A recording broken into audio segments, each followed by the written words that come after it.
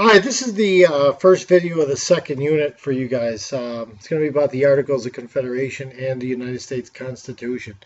I will tell you that for a lot of students, this is one of the tougher units. The concepts are pretty difficult. And to get you guys started, this one's going to be a short one. So when you look at the Articles of Confederation, 1781 to 1789, the first thing I'll tell you is we built this government in the middle of fighting the American Revolution. The Revolution didn't end until 1783. So our founding fathers pretty much built the government in the middle of fighting the King of Britain. So as you can imagine, that first government's not going to be too good. And if you start doing the math, it only lasted about 8 years. So it was pretty bad. So as we roll through, you'll see what we're talking about.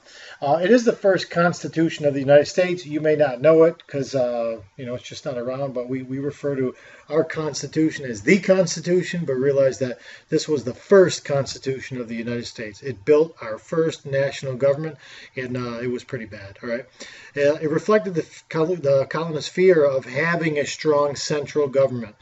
One thing that I know is emphasized in class that you should be paying attention to, if we mention central government, it's the same as the federal government. It's the same as the national government. They all mean the same thing, all right? And they didn't want a strong central government because their fears were like it would be as powerful as what the king once had. So what happened here was individual states wanted to protect or keep their powers. They did just that. They did not give this government enough power to do its job. All right. So in the end, the Articles of Confederation, in short, was a weak national government that will ultimately fail. All right. How can we view this then during these first 8 years? We weren't really the United States at this point. We were a kind of a loose alliance of independent states. We weren't really together as a nation as of yet. We will be in 1789 when Washington takes over as our first president and we build a brand new national government because this one's going to fail. All right. The 13 states kept more power for themselves than they gave to the national government, and the system is just not going to work. All right. The Articles were more like a treaty, more like, hey, we're going to do this thing, than an actual plan of centralized government. So it was ad hoc at best. It's just not going to work. So we will discuss two achievements of the Articles because it does pop up come test time. For the most part, we'll be looking at the negatives because, once again, this government's not going to work. So what could this government do? They can make treaties. They can declare war. And they can receive ambassadors from foreign nations. At this point, we mainly would be talking about Spain, France, or Great Britain. All right. This government was given credit with ending the American Revolution. Most people thought it was strong enough and we beat the king. So, hey, it's got to be a great government because we won the war. And we're going to find that that's not the case. All right. It negotiated the actual treaty that ended the war. It's called the Treaty of Paris, 1783. And the one thing that does pop up a lot on an exam, so I'm going to tell you, you absolutely positively must know the two notable laws created under the Articles of Confederation. One is going to be the Land Ordinance of 1785, and the other is going to be the Northwest Land Ordinance of 1787. What I like about those laws is they're both kind of telling you what they deal with. The Land Ordinance or the Northwest Land Ordinance, both dealing with land. So what those laws actually did do was they set up a pattern for developing the Northwest Territory. I'll show you a map in a minute. It's going to be the land above the Ohio River. Based on the maps that we've looked at in class, you should kind of have an idea of where that is. It provided a series of guidelines so that new states can be added to the Union. And the one thing you got to understand is, we had 13 states, but we also had a bunch of territory. And our government had to figure out how can we turn territories and make them states. So this was the plan of attack for taking territories and saying, if you do A, B, and C, if you do all these things, you can become a state. And I'll go through a couple of those things in a minute for you. So also, what you do know after the American Revolution is that in the Northwest Territory, north of the Ohio River, which later on we'll know that to be the kind of Mason-Dixon line, slavery was illegal north of that Ohio River. So it was illegal in the Northwest Territory. If you wanted to see where I'm talking about, these are the states that are carved out of what was called the Old Northwest. Okay, these were already states already: New York, Pennsylvania, Maryland, Virginia, North Carolina. These states will come after the fact. Okay, so this is the Northwest Territory. And if you really go into looking at those laws, each of the area was split up into different ranges and in different townships, and then kind of square sections of miles of land and what you're going to do to it. So, if you really look at the intricacies of those two laws, I'll go back to the land ordinance or the Northwest, they said you got to have 60,000 free men, you got to build a church, you got to build a schools, and you got to have courts. And if you do all of these things, you can apply and you can become a state. So if you're looking at this, obviously Ohio is going to be the first state that kind of uses this law as part of the Northwest Territory. You can see Kentucky in 1792, Tennessee in 1796. That's when those were territories and they became states. So the nice thing about the Articles of Confederation is they created that plan. You follow the plan, you know exactly what you got to do, and we're going to do this obviously 37 more times because we have 50 total states. So we know what we're going to do. Let's take a quick peek at weaknesses. All right, this government absolutely horribly did not have any power whatsoever. So as we go through, this government was way too weak to handle any of the problems during the critical period. If you don't know what that critical period stands for, that's the period when our nation first began, and we were kind of struggling. We were a new country, and you got the big players involved like Britain and Spain and France, and we're kind of the new kid on the block. So people were looking at us and kind of wondering, hey, are they going to make it, or is someone going to take them over? What's going to happen, right? There was no national currency. So at this point, think about when I mentioned each state was acting as an individual. Each state actually printed its own money. So there was New York dollars and Pennsylvania dollars and Virginia dollars, and there was just no national currency. Not like currency today. All right. Obviously, we have a federal currency. The money in Colorado is the same as the money in New York. All right. Congress had no power to tax. So this government actually could ask for taxes.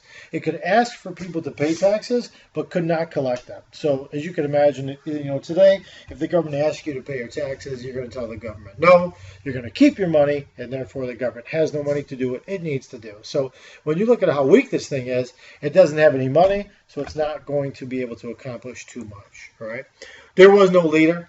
There was no person known as a president or anything like a chief magistrate, a prime minister, a king. There was nobody running this government. It was just there. So there really was no direction. All right. We actually did not have a Supreme Court. We didn't have any courts at the federal, the national, or the central level. So, if you did something wrong, you didn't have to go to court, and there was nobody kind of keeping an eye on enforcing the law. So, once again, it really doesn't have any power. This government could not draft soldiers. They could not force what's called conscription on the people. So it basically had no army. So if something were to happen, they had to ask people to go and fight. If people said no, they were free to say no. Today, our government could actually force people to enlist in the military and fight for their country. All right. The last weakness, which may not seem as a weakness, you really have to think about it. To make any big change in the entire nation, all 13 states had to agree. So, to do anything major, all the states had to agree. And if you can imagine, northern states weren't going to agree with southern states. Agricultural states weren't going to deal with, merchant kind of trading states. And that never happened. So you're not going to see that. The last little bit you have to understand is that the state governments actually, they organize themselves based on Republican principles, certain ideas of the Enlightenment, and what they thought they wanted government to look like. So 11 of the 13 states actually build new constitutions, and those governments are based on the consent of the governed, meaning that the people have the power. They give that power to the government, and that's how the government is able to do what it can do. So the power originates with the people, all right? All those governments, all those state governments were kind of built on the idea that the representatives of those states are going to be people that the people of that state choose. So there's a representation of the people inside of the government or running the government, all right? Those states had more power than the national government. If you remember anything about the Articles of Confederation, you better know that the states kept more power than they gave to the national government. And we're going to see under our new Constitution that the federal government has more power than the state governments. The old system just wasn't going to work, right? More power was given to the legislature, not the governor. Now, if you don't know, the governor is the person running the state. The legislature is the body that creates the laws for that state. So the governor would be like the president for the nation. Each legislature was bicameral. So if you're looking at that word and kind of don't know what it is, bicameral versus unicameral. Think of like a bike, right? A bicycle has two wheels. Bicameral has two houses of the legislature. So it's two different pieces that make up the laws. Unicameral would be a one-house legislature. So think of a unicycle. It's only got one wheel on that unicycle. All right. Some test tips. If you go back or you really want to look at this, once again, it's only 8 years.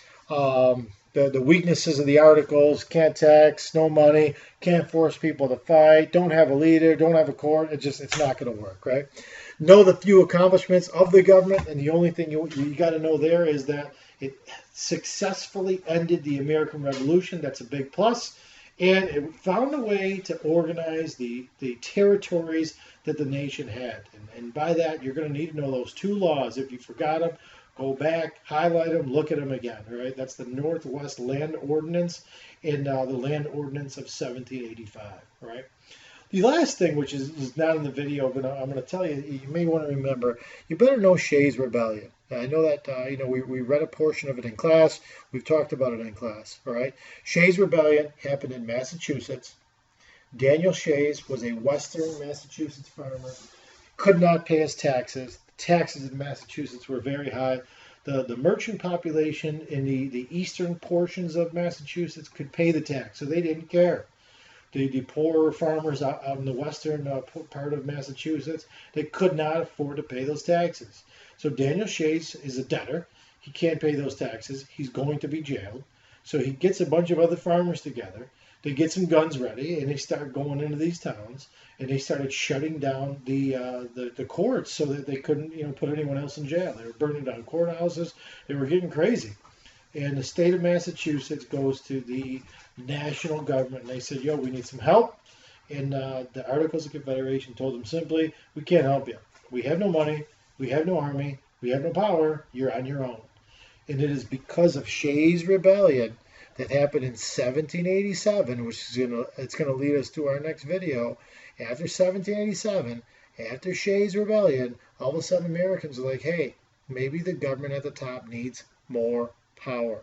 So if you remember anything about Shays' Rebellion, it is the fact that the Articles of Confederation will ultimately fail, and we need to give the big government at the top, you can call it the federal, you can call it the national, you can call it the central government, but they got to have more power. So if you remember that moving forward, you're going to be okay. So we'll see you for the next video, which is about some compromises that were made in 1787, and we're going to build a new government. So good luck.